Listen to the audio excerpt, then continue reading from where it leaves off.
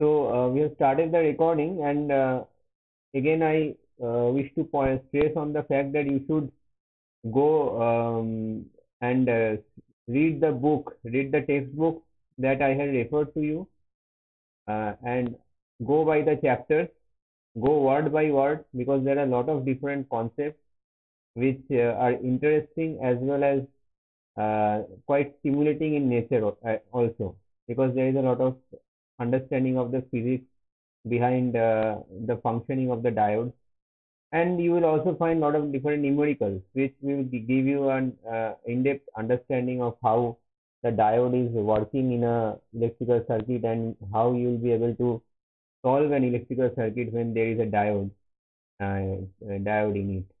And this thing will give you a lot of confidence in the subject of electronics. And you should also have some insight on why this study of electronics is so important. This is because almost all the modern technology that you see around you, starting from the very basic calculators that you work with to solve your numerical problems, to the big computers, to the very complex control systems like the radar or spacecraft, whatever you see around you, whichever complex technology is having to deal with some sort of communication. So communication technology like the telephone and the 5G, 4G, all these things. So everything has some circuit which is working at the core of that technology. Some electrical circuit which is working at the core of the technology, and that electrical circuit is basically an electronic circuit because it has a lot of these electronic devices and components. Electronic components means which are the non-linear devices which we are learning in this particular subject. In electrical networks and all, we studied the linear components, which are the linear devices like resistance, capacitance, inductance. They are fundamental. However, going ahead a bit, we are now dealing with non-linear devices like the diodes, and we will start dealing with transistors from the next week onwards. So all these are very fundamental components of this wide variety of circuits which we see in the different complex technologies which we see around us, we find around us, and our lives are incomplete, or we may say that our lives have become so dependent on these technologies. So at the core of all these technologies lies electronics, because only these nonlinear devices, after their discovery, or after the invention, I should say, not discovery, after the invention only, these technologies could come up, and then they invaded our lives in such a dramatic way, and they have impacted us in more positive way than negative. Of course, there is a lot of positive impact of this technology that we see around us. So you should have that sort of like when you are studying this subject of electronics, you should have that background so that it sufficiently motivates you to understand the intricacies of how the electronic circuits behave and the intricacies of the devices which we are talking about. So with that sort of a motivation, which I should have given a bit earlier actually, but anyway, better late than never. So with that, I start today's lecture. So we are in the topic of diodes, and we had studied about different diode circuits in general, how to analyze a general circuit when there is a diode, what sort of approximations we are to make, then the specific circuits of rectifiers, some clippers, clampers, and today what we are going to discuss are the voltage multipliers. So let me share my content. So you can see the screen now, the whiteboard. I hope it is visible to all of you. Can someone confirm whether the screen sharing has happened correctly? Okay, thank you, thank you. So just with all this background of whatever we are doing from the last few classes, just look at the circuit on your left side, this circuit. So this is the voltage doubler circuit, half wave voltage doubler. So why the name half wave, and there is also a full wave? So it doesn't really matter, and I also don't know very in much details why the name half wave and full wave had been given, but it is a voltage doubler because at the end of the analysis, what you will see that whatever voltage you had applied in the input side, it is an AC voltage, of course, in the input side. In the output, you will get a constant DC voltage, which is twice the amount of peak voltage in the AC side. Okay, so it is doing a rectification as well as a doubling effect is happening in the output. So this is what you will get, a twice Vm you will get in the output when the input is AC peak to peak value is Vm. So it is doing rectification as well as doubling the amount of voltage. So it is a voltage doubler. So these circuits are all voltage multiplier circuits because they multiply, like they double it or triple it or quadruple it. So many times, n number of times you can multiply the voltage actually. So but we will study only up to the level 4, and you will get an understanding how to actually go ahead if you have more number of levels to cover. So, so you see, let us analyze how this circuit is behaving. The analysis is given in the below figures A and B. And as you know, in any circuit having diodes, the first step of analysis is to understand when a particular diode is in forward bias and when the particular diode is in reverse bias. When means in which region of the input voltage, in which region of the input voltage the diode D1, let us concentrate on D1 first, in which region of D1 the in which region of the input voltage D1 is forward bias and in which region of input voltage D1 is reverse bias. So of course we can understand in the, let us see the figures A and B. So usually in the books you will find that they have analyzed the positive cycle and the negative cycle in two different circuits.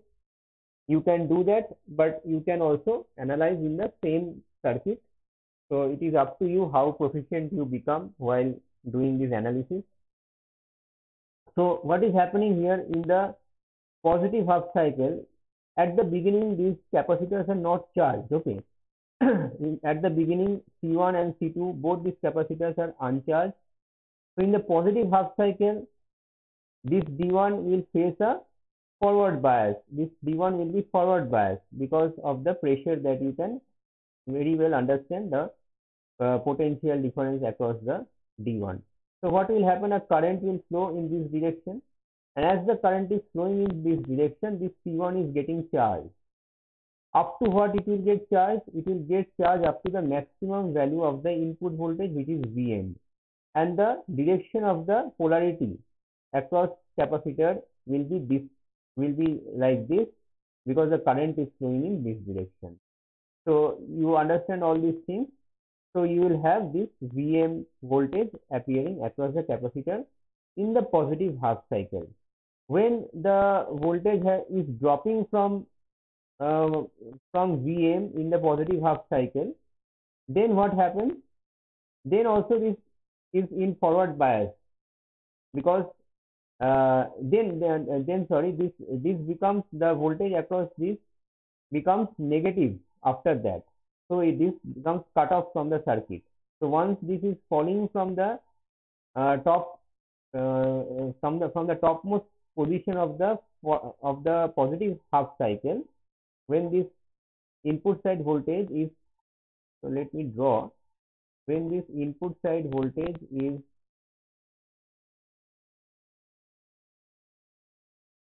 So this is the region where the capacitor is conducting and the diode is on.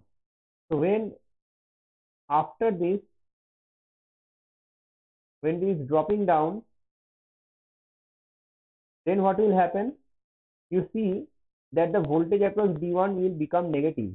So no more, actually no more in the entire duration of the operation of the circuit, the D1 will become forward bias again. So D1 becomes forward bias only in the positive half cycle and does not become forward bias again in the operation. After it has become forward bias, after it has become reverse bias, so in the negative half cycle, what is happening? So after the positive half cycle is finished, the negative half cycle will start here. From here, the negative half cycle will start.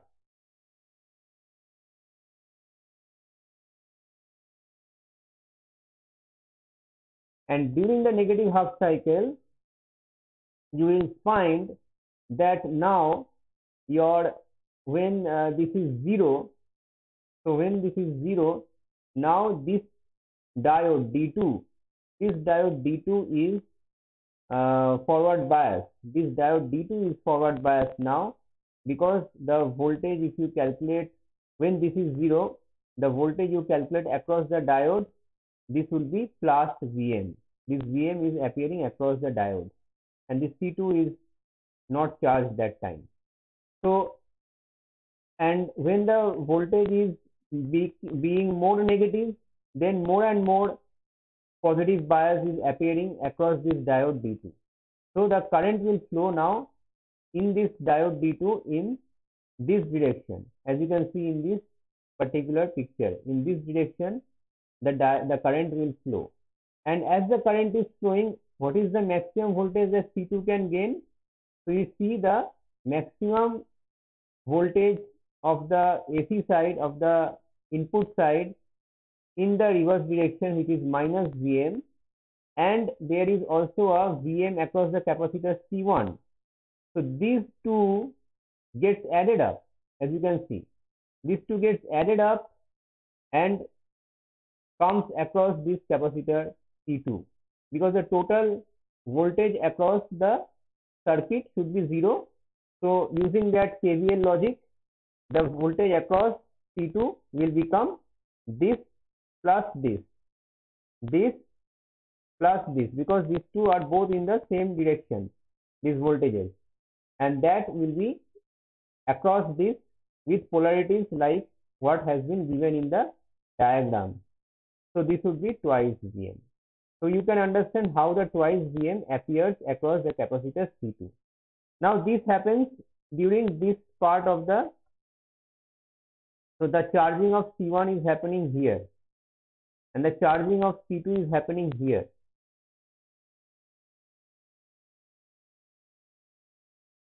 So after C2 is charged, then what happens? After the C2 is charged, then what happens? Then this diode becomes non-conducting also. So this C2 will remain charged like this forever in the circuit. After this, both the diodes will become non-conducting, and this 2 Vm voltage will be available at these two terminals.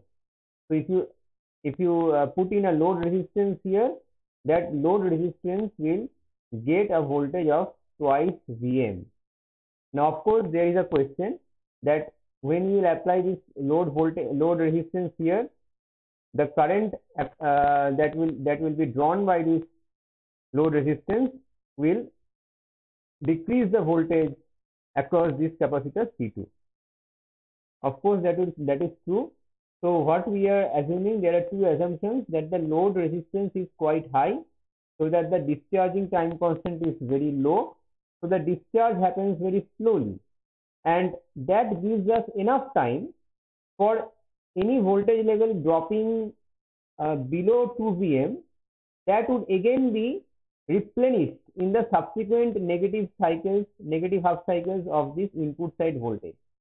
So whenever this voltage across C2 is dropping below 2 Vm, then in the negative half cycle of Vm, this diode will again start conducting.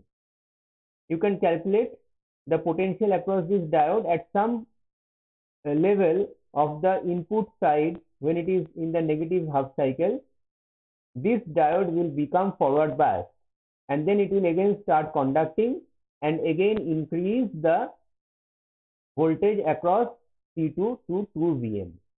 So whatever small amount of drop that will be suffered by C2 due to connection of a load voltage here, that will be replenished very quickly by the negative half cycle of the input side voltage. Okay, so please keep that in mind. So these are very conceptual understandings which we must keep with us while we are analyzing this circuit. So the next we talk about voltage tripler and voltage quadrupler. So it is the same circuit. You can see the same circuit behaves as a tripler as well as a quadrupler as well as a doubler. So it is like as if in stages the multiplication is happening. First, till this stage doubler. If you increase another stage, you get a tripler. If you increase another stage, you get a quadrupler. And you can understand that if you keep on increasing stages, you will get 5 times, 6 times, 7 times like that. But how this actually operates, we need to understand that. So let us go step by step. Again, what we have to see the positive half cycle and negative half cycle of the input side voltage. Because basically we are trying to understand when the diodes are forward biased. So in the positive half cycle, you can see, so initially none of these capacitors are charged.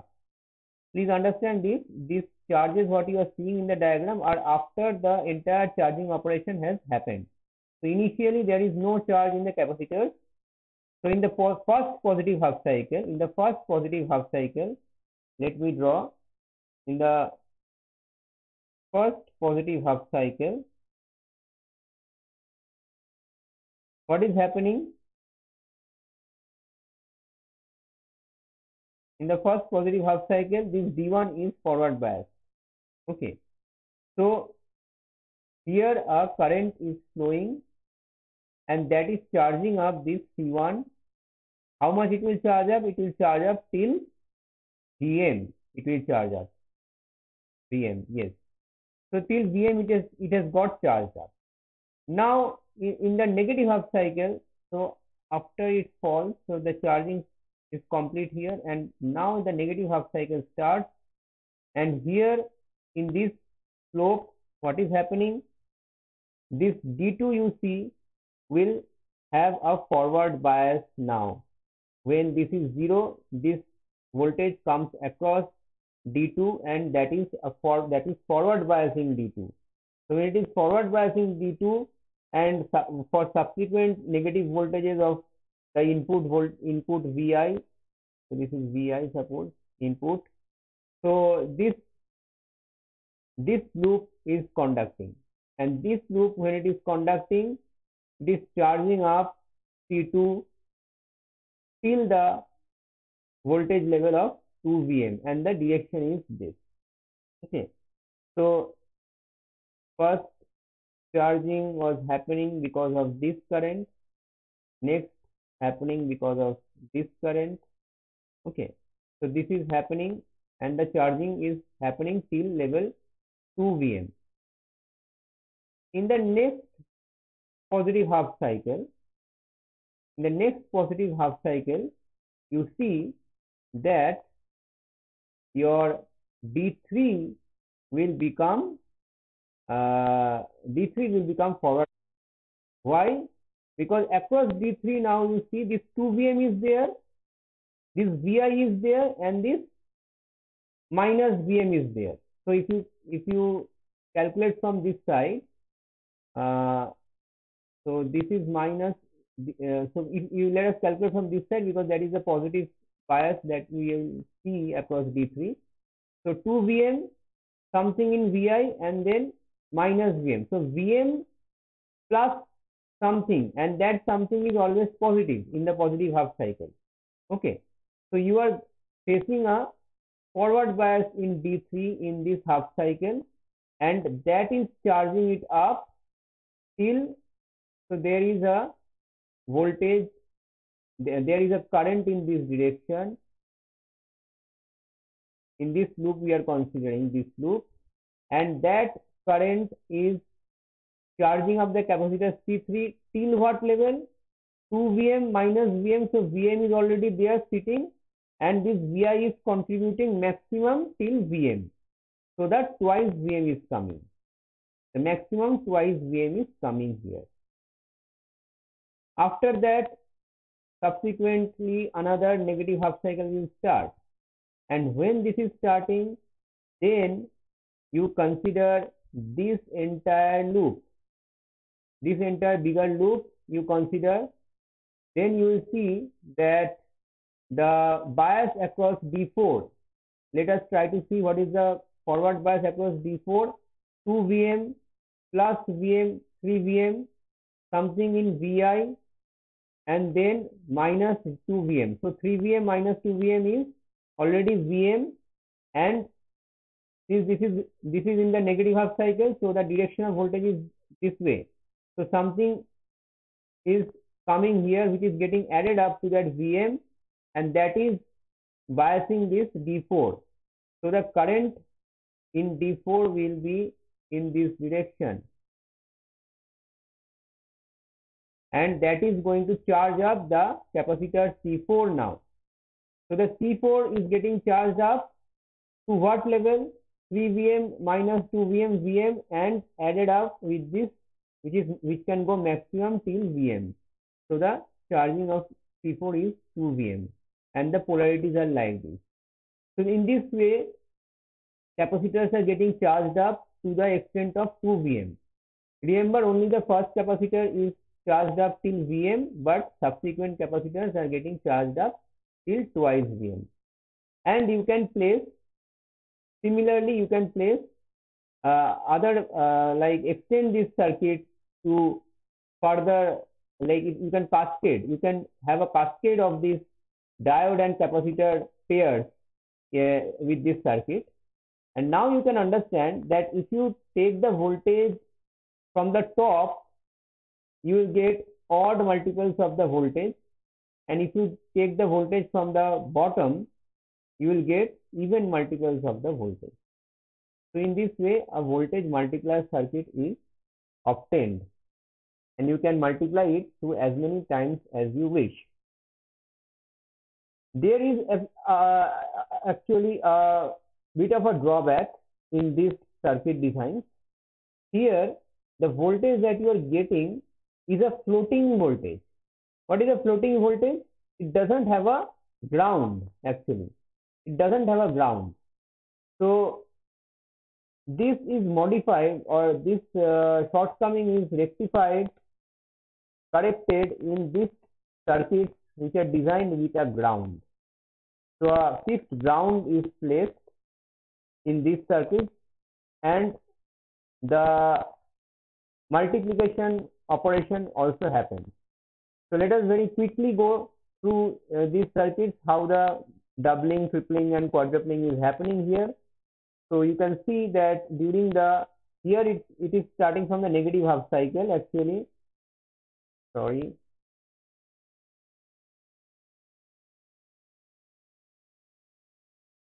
So here during the negative half cycle, this is getting charged up like this. So Vp is here.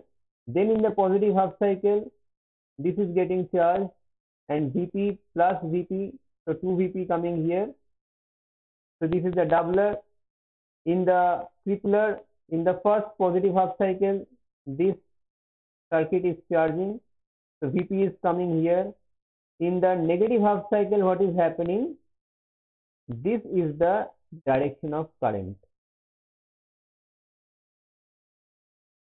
This is the direction of current in the negative half cycle. You can see in the negative half cycle, this diode will get forward bias, and this will charge this up till twice Vp. In the next positive half cycle, this loop is getting charged up. So this loop is getting charged up, getting a current. So this capacitor is getting charged up, and that will be happening till Vp plus 2 Vp, which is 3 Vp. Then the quadrupler. In the quadrupler, here first is the negative half cycle. So this circuit is charged up. This circuit is charged up in the first negative half cycle till Vp. In the positive half cycle, the current is flowing like this. So this is coming back to this again. So this is happening in the positive half cycle. So Vp plus Vp, which is giving 2 Vp here. In the negative half cycle, next negative half cycle, this is what is happening. This is the direction of current. Okay. And this is getting charged to 3 Vp. In the next positive half cycle, the current is flowing like this. And this is getting charged till 4 Vp. So you have to analyze carefully all these circuits to understand how the different chargings are happening at subsequent positive half cycles and negative half cycles of the input voltage. So these analysis of voltage multiplication and almost all the other analysis of the other circuits, as you have come to observe, you should try to get a pattern of our analysis style, how we are analyzing. So the first thing is that we have to surely understand when the diodes are forward bias and negative and reverse bias, and we are often often seeing this thing repeatedly, that the diode is getting forward bias in one half cycle of the input voltage and getting reverse bias in another half cycle. So almost it is working like that. In our previous examples of last classes also, it was working like that. So probably it is best to like divide your attention to every bit of half cycles of the input side, so and analyze the circuit in each of these half cycles, and you will be able to proceed one by one. That is all about different types of diode circuits. So we would complete that analysis of diode circuits here, and many different circuits can be placed. So you have to carry on your analysis. There is no there is no like standard for this circuit. So every circuit has to be taken on its own merit and analyzed, only keeping in mind the behavior of the diodes in the circuit for different conditions of the input side voltage. So you have to analyze in that manner. That is how we have done actually. So we will go ahead and understand there are some special diodes actually. So normal diodes we have talked about. Now we are trying to talk about some special purpose diodes. So Zonath diode, we have already mentioned Zonath diode previously also. What are Zonath diodes? Zonath diodes are those which are working in the breakdown region. So they are structurally or material wise, they are stable in operation while being in the breakdown region. So they are purposefully made to work in the breakdown region in order to garner some important property of the breakdown region, which is that they maintain a very constant voltage when they are working in the breakdown region, no matter what the current is at that time. So the current can be anything. As you remember, in the breakdown region, the current starts from zero and can be any current. Obviously, there is a maximum current up to which it should go. That would be dictated by the power rating in the breakdown region. We should not exceed the power. The power is, of course, V into I is the power. So V we know in the breakdown voltage, and there would be a maximum amount of current that we should not exceed, so that we are not exceeding the power rating of the diode. So it is this power rating is also there in the forward region, as well as for zonal diodes it is also in the backward region. It is also in the reverse bias region. There is a power rating. In normal diodes, the reverse bias region, there is no power rating, because if it goes into breakdown, it is damaged. But in zonal diodes, it is working in breakdown region, so we have to also specify a power rating in the breakdown in the zonal region. And if that is specified, you should take care that the current through the zonal diode is not exceeding the maximum current which is allowed by the power rating specification. Now, all these things are fine, but how to analyze the zonal diode circuit? Analysis is very simple, but before that, we need to simply understand a few things. How the notation is happening for the zonal diode placed in a circuit. So you see that the zonal diode looks like this, and if you draw it in the horizontal direction, this is like this.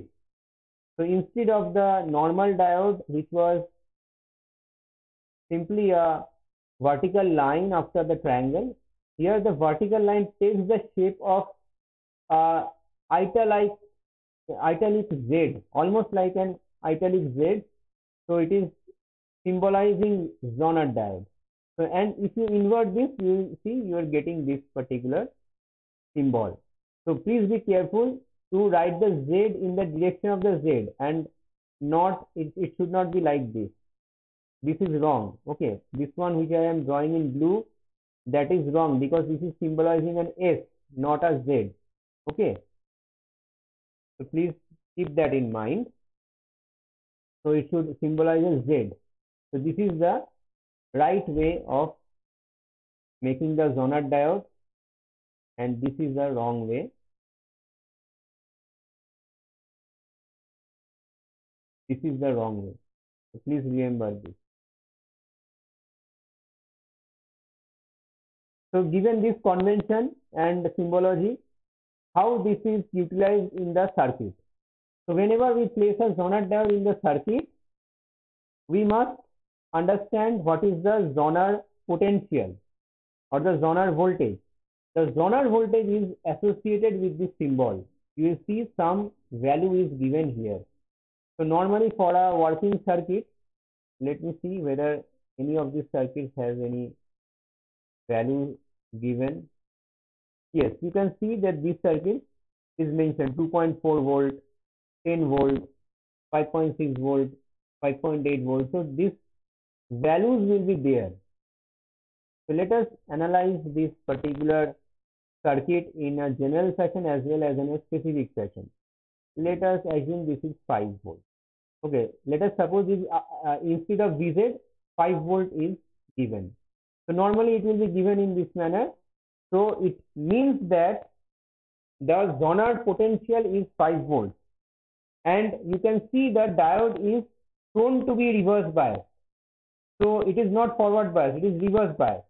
It is working in the reverse bias region, and in the reverse bias region, if there is a current, in the current through this branch, then the potential will be 5 volts, because we know that a current through this branch can only happen when we are working in the breakdown region, because the diode is already reverse bias. So a current in the reverse bias diode can only happen in a breakdown region.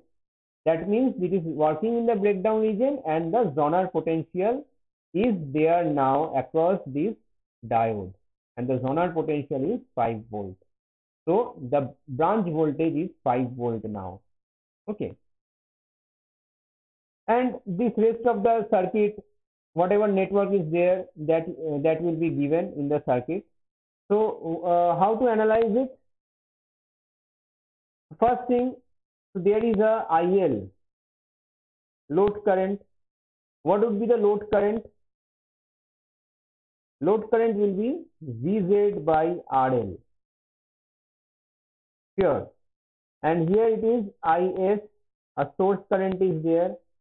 So what is Is? Is is actually, there is, let us assume there is an Iz here, which we actually don't know yet. Actually, Iz has to be known, but Is equals to Iz plus IL. Since you know the Vz, so if this circuit is in operation in the zonal region, that means there is some Iz, of course. So you can be rest assured that 5 volt is here. So you will be able to calculate IL. So IL is known, Iz is still not known. So let us calculate IL, assuming this to be maybe 5 kilo ohm. So IL would be, for our example, 5 volt by 5 kilo ohm, 1 milliampere. 1 milliampere is fine. Nice amount of current, because we know that the saturation current is in nanoampere range. So 1 milliampere definitely is a large current, and that is setting. Oh, sorry, we are talking about IL. Sorry. So IL is 1 milliampere. That is fine. Let us try to see what is Is. Okay, and how to get Is. So we should know what is this Vs. So this Vs, suppose this is 25 volt. So if this Vs is 25 volt, here the Vz is 5 volt, and Rs is given. So some Rs has to be here, and Rs is typically lower than 1 kilo ohm. So the reason I will state, so let us say this is 500 ohm. Okay, or 0.5 kilo ohm. So what is Is now? Is you will be able to calculate. Is would be Vs minus Vz by Rs, all Ohm's law. So Ohm's law is something very fundamental, we know, all Ohm's law. So Vs minus Vz is 20 and Rs is 0.5. This will come in milliamp, 40 milliampere. Okay, 40 milliampere. This is quite a large amount of current which is flowing in Is. So what would be Iz? Iz would be Is minus IL. Both of these we know. 40 minus 1, which is 39. Now we have to check the rating actually. So let us assume, for this particular example we have taken randomly, let us assume that 39 milliampere is in the safe zone of operation. However, if you are going to set up the circuit, then if 39 milliampere is not in the safe zone, what you have to do, you have to change the Rs. You have to increase the Rs. Increasing the Rs will decrease the Is, and that Is will make the Iz also decrease. Okay, so please keep that in mind. So since load resistance is given to you, because the load is given, so if the load cannot be changed, the load is fixed.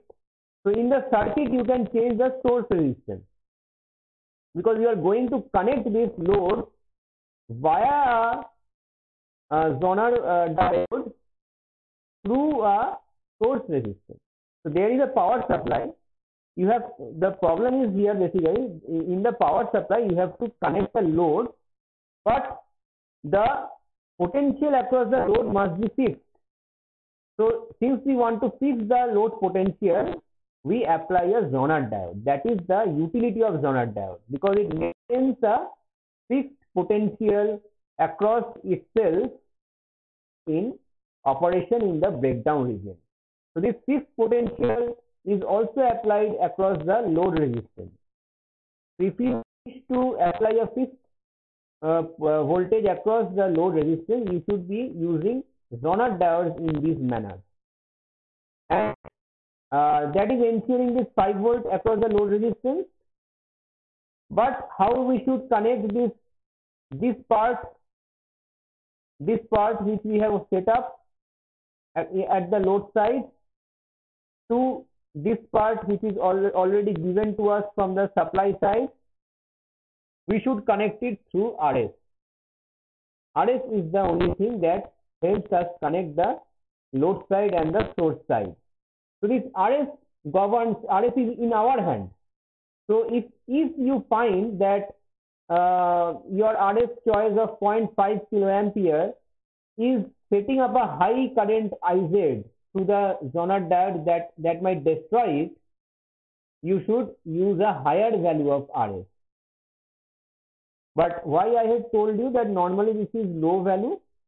Because unless this is low, there would not be sufficient current in the Zoner branch so that the Zoner diode is in operation. Sometimes if you increase this quite high, so suppose this is like almost 5 kilo ohms or something, maybe 10 kilo ohm or 50 kilo ohm, you work with that, you will see IZ is very small that time, and that small amount of current would not be able to make the Zoner diode work in the breakdown region. Okay, it is simply in a reverse bias region, but not in the breakdown region. So the constant voltage of 5 volts will not appear across the Zoner diode that time, and that would fail our purpose. So the choice of RF is very important. Please keep that in mind. And I hope you got through the analysis of how we did the analysis here. It is simply a Ohm's law analysis, nothing else. Now this is a simple regulator. This is actually a Zoner regulator, what we have discussed right now. But there are other. Any question? Why this is called a regulator? That is one question. If you don't know what are regulators, regulators are circuits in which output side signal, whatever the signal is coming at the output side, that should be maintained at a constant level. That is regulation. So it is regulated, okay, to the constant level. And if you want the circuit to have a regulation of 5 volts, you can use this particular circuit with a Zoner diode with Zoner potential of 5 volts. Okay, so you can use that. If you need a circuit with regulation with regulated voltage at 10 volts, you have to use a Zoner diode of 10 volts, or you may use 2 Zoner diodes in series, 5 volt diodes in series. That is also fine. Now in this, there are some other very unique circuits that could be made using Zoner diodes. One among it is this. So in this circuit, what is happening? You see the 2 Zoner diodes are facing each other. Now please remember, suddenly we have forgotten that the Zoner diode can also be forward biased, and it can work in the forward region as well. So please don't forget that. So in this case, what would happen? In one cycle of the input voltage, one diode is forward biased, other diode is reverse biased. So when it is forward biased, there would be 0.7 volts appearing across this. It is a silicon diode, and this is reverse biased. So whatever the Zoner potential of this Zoner diode is, so there are different potential levels of Zoner diode by which it is constructed. So suppose it is 5 volt, then 5.7 is coming. The 5.7 constant voltage is coming in the across the load when this is in the positive half cycle. So when it is positive, when one of this is positive, this is positive, this is forward bias, this is reverse bias. When this is going in the negative half cycle, this becomes forward bias, this becomes reverse bias. Again the voltage is 5.7. The Zoner voltage plus 0.7 volts, but in the reverse direction. So as you can see in the output, you will get a square wave like this in the output. Vz plus 0.7 peak voltage. And here in the input side, this peak voltage, it doesn't matter what this Vp is. So while this Vp is used, we must understand one thing. So the source voltage magnitude is immaterial at the output end. But what is the utility of the source voltage then? The source voltage needs to be there, unless, because to drive the Zoner diode, the Zoner diode needs to be driven. But once it is driven, the voltage across that Zoner diode will be fixed. The voltage is independent of the voltage of the source. But for making the circuit operational, some amount of source voltage is needed, so that there is the Zoner diode operates in the breakdown region.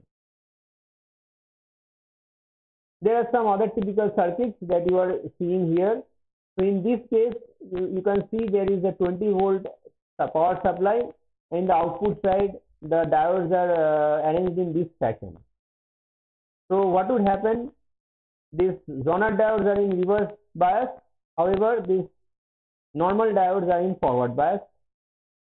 So the drops across these diodes will be as given here. So in this circuit, you will be able to tap out different levels of voltage as you desire. And you can very well understand, if you desire some other voltage, you have to only arrange these zonal diodes and the regular diodes in certain specific manner. So for this particular arrangement, you get 10 volts here, 10.7 here, 11.4 here, and then you add 2.4 to it, 13.8. So if you had required, suppose 15 volts, then what is the zonal voltage required here? For 15 volts, you would have needed 3.2. Oh, sorry, 3. Right.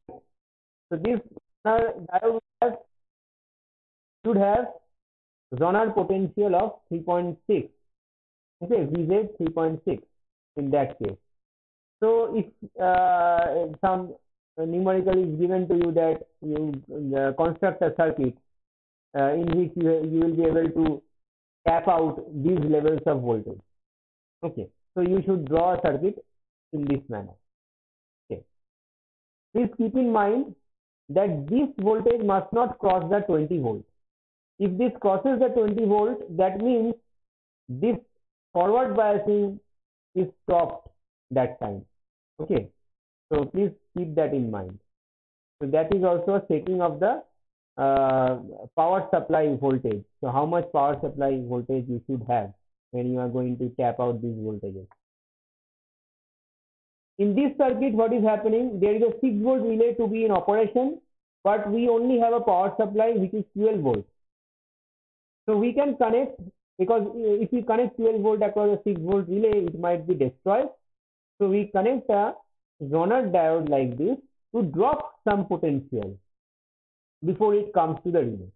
So 5.6 volt potential is dropped and 6.4 volt is across the relay, and we can assume that it is in the safe tolerance level. 6.4 is in the safe tolerance level.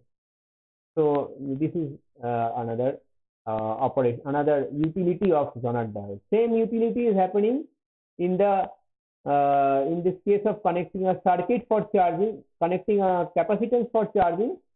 Sometimes some capacitors will have a voltage rating, so we should not exceed that voltage. We should not connect a voltage to charge it which is more than that rating. So to drop some voltage, a zonal diode is utilized here. So you see, there is many utilities of zonal diode. A very useful diode, very powerful diode, and we utilize that zonal diode also in our practical circuit. So if you are going to make any practical circuit in future in your course projects or in some other projects working with some faculty or somewhere in the industry, zonal diodes are very useful in nature. Please keep that in mind.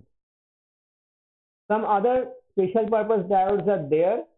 I urge you to read through the textbook to understand all different types of diodes which are present. Probably there will not be any numerical which you will not be able to solve after having whatever discussion we had already had. But these diodes are important. These special purpose diodes are important to be known when you are actually working in an electronic circuit. So you should know which diode to use in a particular electronic circuit. For solving numericals, you don't need to know which particular diode to be used. The diode will be given to you. But if you are going to make an electronic circuit, you should know which diode has to be used for a particular application case. And there are different types of diodes which need to be chosen for different applications. So I urge you to go through the textbook in very details, because maybe 2 or 3 marks questions could come related to this specific diode, depending on their application. So you should know which diode to be used in which sort of scenario. So I will just briefly talk about LED, optocoupler and Schottky diode, and you are suggested to go through the textbook for details. LED is what? LED is light emitting diode. What is light emitting diode? Whenever the diode is conducting in the forward bias region. This is not a Zonath diode. So all these diodes are not Zonath diodes.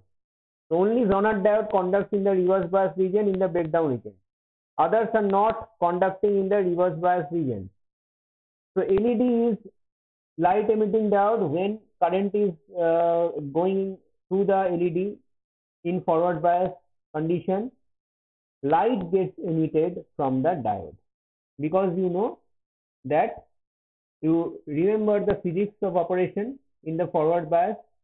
The electrons are crossing over to the p side, and then in the p side, from the conduction band, it is falling to the valence band, and this energy fall. So there is an emission of energy, there is a radiation happening, and in LEDs are of such materials or constructed in such a way that this emission of energy comes out as visible light, or maybe even invisible light, maybe infrared or something like that. That is also fine, but it is useful in nature. It is not lost as heat. It is not simply lost as heat. It is useful in nature, and we can work with that. LEDs are utilized in many different ways, for mostly for displays and all. LEDs are used also for detection. So if a circuit, if power is there in a circuit, so if power is there in a circuit, to detect that, an LED is placed. So LED glows, we know that the power is there. Otherwise, we know there is something maybe at fault in the circuit. So fault diagnosis, all these things are very well captured through the use of LED. What is optocoupler? In optocoupler, there is 2 diodes in the same package. One is an LED and another is a photoelectric diode. Photoelectric diode. What is photoelectric diode? In photoelectric diode, operation is a bit reversed. So here, if light falls on the photoelectric diode, current is conducting in the photoelectric diode and in reverse direction. Please remember this important point. In photoelectric diode, when light falls on the diode, current conducts in the reverse direction. Why? Because external energy influences the minority carriers only. Externally, if you put energy, like when you are increasing the thermal energy, minority carriers are increasing.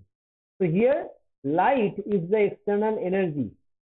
When light falls, when photon falls on the photoelectric diode, then current, then minority carriers are generated. More number of minority carriers are generated in the photoelectric diode, and that causes if there is a load connected across the photoelectric diode, that causes a current in the reverse direction of the photoelectric diode. So please remember that. And optocouplers are used to separate two parts of the circuit electrically. So if we need some electrical isolation from one part of the circuit to another, then we utilize this sort of optocoupler. And as the light intensity of the LED is increased, the current in the photoelectric diode is also proportionally increased. So as if the circuit is connected, but it is isolated electrically.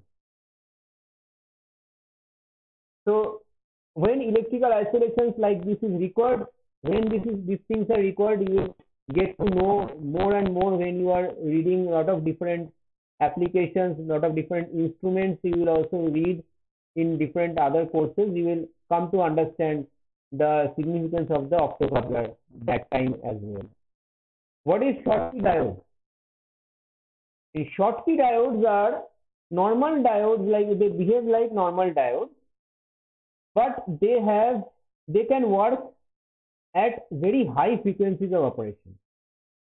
Remember, the normal diode, like take the example of rectifier diode. Rectifier diode, what it is doing, it is converting AC to DC.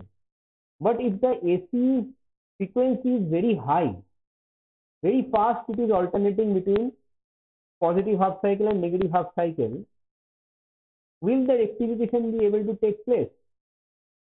No, because the diode itself needs a reverse recovery time. There was something called reverse recovery time. If you remember, read through it again in the book. What is reverse recovery time? The data sheet is specifying that.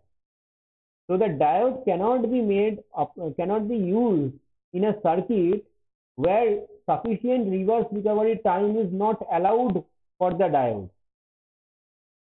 So when there is high frequency of input side signal, sufficient reverse recovery time cannot be allowed for a normal diode, normal PN junction diode. Any question? What is the Schottky diode? A Schottky diode is a special purpose diode constructed in a special way so that it can operate with high frequency AC signal. What is that special construction? The special construction is this, that the PN junction is not there. It is basically a N type semiconductor only with a metal side at one end, and that gives rise to all the difference. How this gives rise to all the difference? Please go through the textbook. It's very simple to understand and it is not very important for your exams also, but for knowledge this is very important. Just go through it. Schottky diodes are very important in all practical applications where you see electronic circuits which are operating in frequencies of megahertz, in that range. This communication infrastructure operating in megahertz of frequency. Our computer, what is the processing power? You know all this, 2 gigahertz nowadays. 2 gigahertz, 2.3 maybe, more than that. So something is working. These electronic circuits are working within the computer. So when the diodes have to be used, they are Schottky diodes there. So maybe some more advancements have come, but these are examples. Okay. So Schottky diodes are important in that respect. With this discussion on the diodes is complete. From next day onwards, we will go into transistors, which will take us to another type of elements, another type of electronic devices, and that is very interesting. Transistors are very interesting and its applicability is more than diodes. So transistor, actually everything is transistor actually. So nowadays what we are seeing. So anyway, so let me end the lecture now, and thank you for being here. So let me correct.